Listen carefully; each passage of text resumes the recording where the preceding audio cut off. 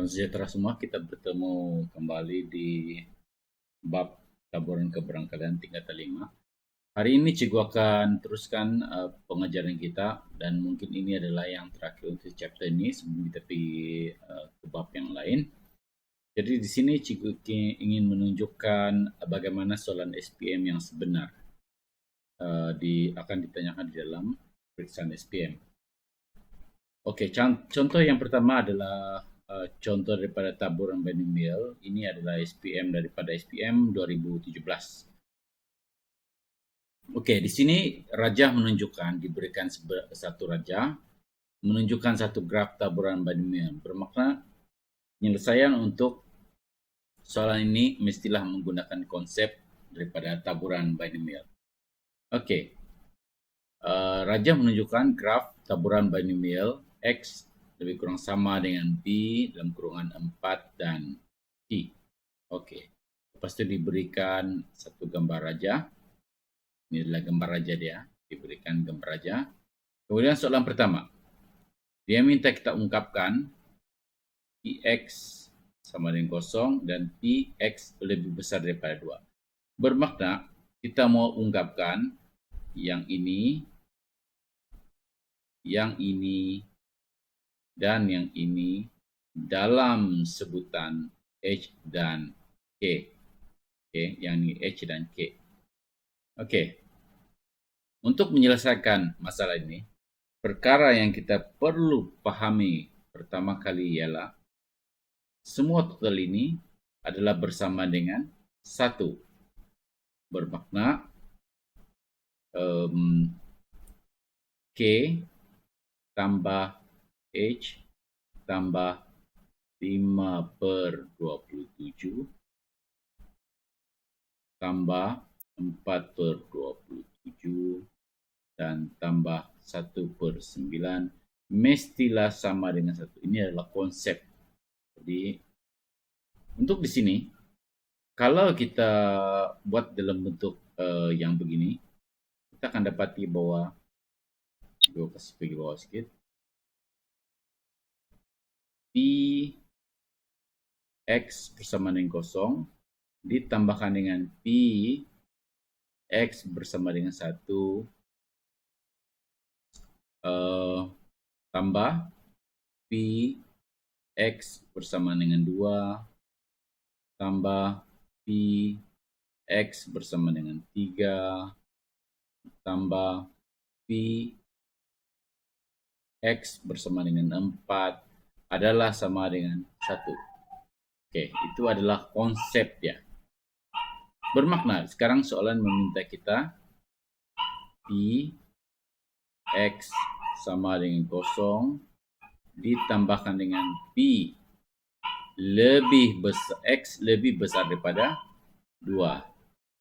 Ini bermakna kita bolehlah menggunakan ini, di mana kita Px kosong ini kita tahu sebagai 47 nih kan. Oke, manakala P lebih besar pada 2, ada dua nilai di sini. Yang pertama ada 5/27 dan juga 4/27. Kita lihat graf dia balik ya. Jadi, oleh itu, kita boleh tuliskan perkara itu sebagai satu tolak yang tidak mau masuk di dalam bacaan itu adalah 1 dan 2. Jadi, kita kena tolak dengan K tolak H. Selesai untuk E. Oke. Boleh ya? So, kalau kita mau dapatkan 1 dan 2, kita hanya perlu Kalau kita mau dapatkan X kosong, P lebih besar daripada ini, kita hanya perlu 1 tolak kedua-dua inilah konsep dia. Itu yang konsep dia itu. Oke, untuk B. Bagaimana pula dengan B? Oke, untuk B, dia minta kita mencari nilai P ya. Kalau tengok di sini, cari nilai P. Jadi bagaimana untuk cari nilai P? Kita ada banyak cari nilai P di sini. Kita boleh menggunakan 0, 1, 2, 3, 4. Tapi antara semua keempat-empat nih yang paling mudah adalah mencari P, paling mudah ialah P X sama dengan kosong. Kenapa dia lebih mudah? Nanti cukup akan terangkan di sini. Oke, formula dia, kalau kita masih ingat lagi formula dia ialah N CR P PR Q besok N tolak R. Oke, ini adalah formula dia. Masih ingat lagi? Oke, yang dimana untuk P adalah sama dengan 1 tolak Q. Q terbalik ya. Q adalah 1 tolak P. Ini adalah dia punya konsep untuk semua ini. Oleh itu, kenapa kita perlu ambil X sama dengan kosong dan bukannya yang lain? Disebabkan ini. Bila kita letak, kita pilih 4C kosong. Yang pertama, 4 adalah 1. Oke ya, 1, 2, 3, 4. 4. Nah, yang terakhir, berapa bilangan dia. Kemudian R adalah yang ke berapa. Yang ini yang ke kosong, jadi R dia adalah kosong. Dan di sini didarabkan dengan P kuasa kosong. Inilah kenapa kita harus pilih yang dimana X sama dengan kosong. Karena kedua-dua ini akan memberikan 4C kosong, didarabkan P kosong, dia akan dapat, ini dapat 1, darab dengan, ini pun dapat 1, apa-apa kuasa kosong dapat 1. So, 1 darab 1 dia akan dapat sebagai 1. Jadi itu cara kenapa pemilihan dia. Oke, yang di sini pula. Kita tahu Q adalah 1 tolak P. Jadi sini tukar P. Ini 4 tolak kosong. Oke. Jadi setelah penyelesaian ini dengan menggunakan calculator ya. Yang ini dia akan bersamaan dengan, kita lihat di jadwal ini, untuk kosong P kurungan X sama dengan kosong adalah jawabannya adalah 4/27. Jadi di sini kita tulis sebagai 4/27. Oke. Alright. Jadi yang ini menjadi 1. So dia akan meninggalkan ungkapan ini saja. 1 P kuasa 4 sama dengan 4 bahagi 27. Oke, seterusnya kita pindahkan kuasa 4 tuh ke sebelah. Dia akan menjadikan begini ya. Dalam kurungan 4/27. 1/4. Dipilih di sebelah kanan ini 1 tolak P. Akhirnya dia akan mendapat satu jawaban sebagai, kalau kita kira dengan calculator, yang ini, oke, kurungan 4 bahagi 27 kurungan kuasa, oke, kuasa 1/4. Dia akan menjadi sebagai, oke, jawabannya adalah 0.620. Oke, itu adalah 1 tolak P sama dengan 616, 0.620. Ini adalah sukses. Jadi untuk mendapatkan nilai ini, kita pindah-pindahkan dan kita akan dapat sebagai 1 tolak 0.620 bersamaan dengan 0.379. Oke, selesai untuk binomial. Baiklah, untuk soalan seterusnya, yang ini adalah masih lagi dalam taburan keberangkalian, tetapi untuk taburan normal. Perlu diingatkan, setiap kali kita membuat soalan untuk taburan normal, kita perlu menggunakan graf ini. Mesti ada penggunaan graf ini. Jadi satu lagi ialah lakaran. Karena jadi tengok soalan di sini. Di sini dibacakan pembeli obat X bertaburan normal dengan min. Oke, min diberi sebagai 32 dan sisian PY sigma. Ini tidak diberi. Ini mau dicari ini. Diberi skor Z ialah skor Z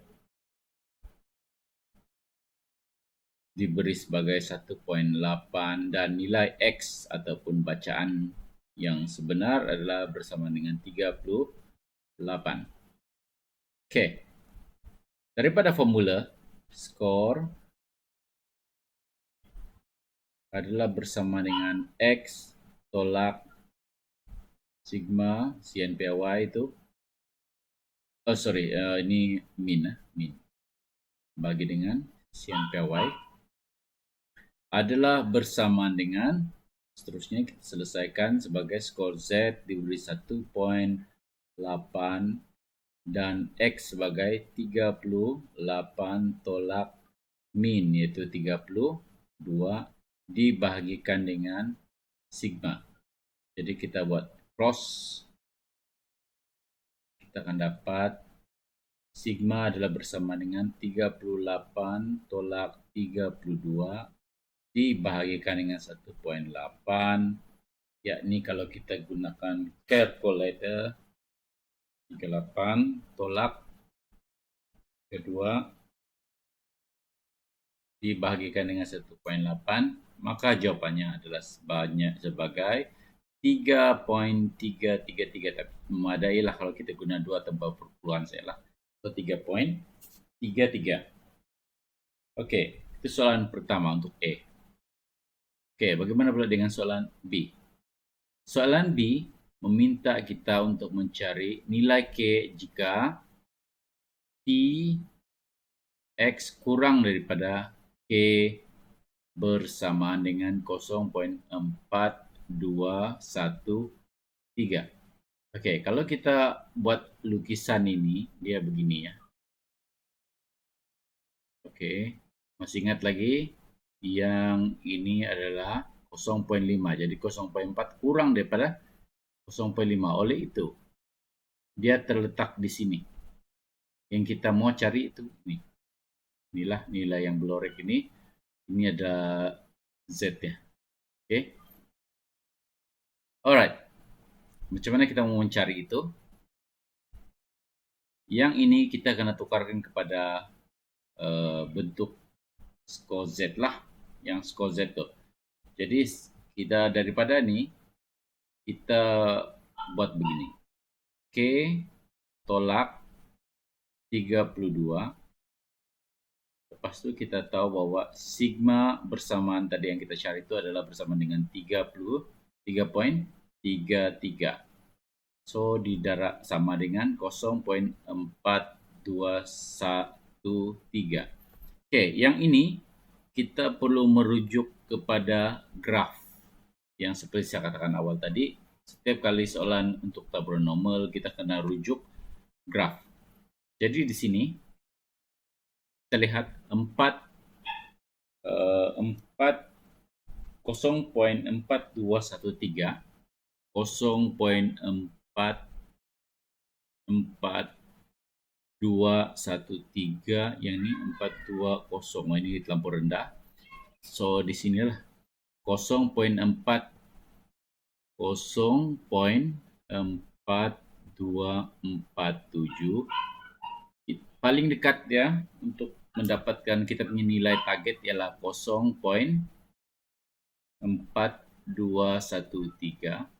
Kita kena tolakannya paling besar yaitu paling bagus 36. Oke, 36 kita kena tolak nih. Jadi 0036 dia akan dapat sebagai 4211. Lebih kurang dekatlah. So, oleh itu, karena kita memilih ini, kita ambil bacaan ini, dan bacaan ini. Jadi, jawabannya adalah yang di sini adalah 0.199. Ini adalah K. Masih lagi 30 derajat turun saja. 3.33. Tetapi masih ingat lagi gambar raja ini, dia berada di kawasan negatif. Oleh itu, yang ini kita letak tanda negatif. Lepas itu kita selesaikan saja. Negatif 0.199 didarabkan dengan 3.33. Ini akan jadi K tolak 32. So, dia akan dapat sebagai, kita gunakan kalkulator, negatif 0.199 didarabkan dengan 3.33. Dia akan dapat sebagai negatif 0.66. Oke, kita buat 2 tempat berarti cukup. So, K tolak 32 ini masih lagi. So, kita pindah K. So, 32 pindah pi sebelah nih. Dia akan jadi tambah positif lah. Jadi 0.66. Dan jawaban akhir sekali ialah 32 tolak 0.66. Dia akan dapat sebagai 31.34. Itu adalah jawaban untuk K. Begitulah cara bagaimana SPM nanti ditanyakan soal tentang normal, tentang binomial dan sebagainya. Aku harap kamu semua ini dapat membantu lah. Oke, sekian.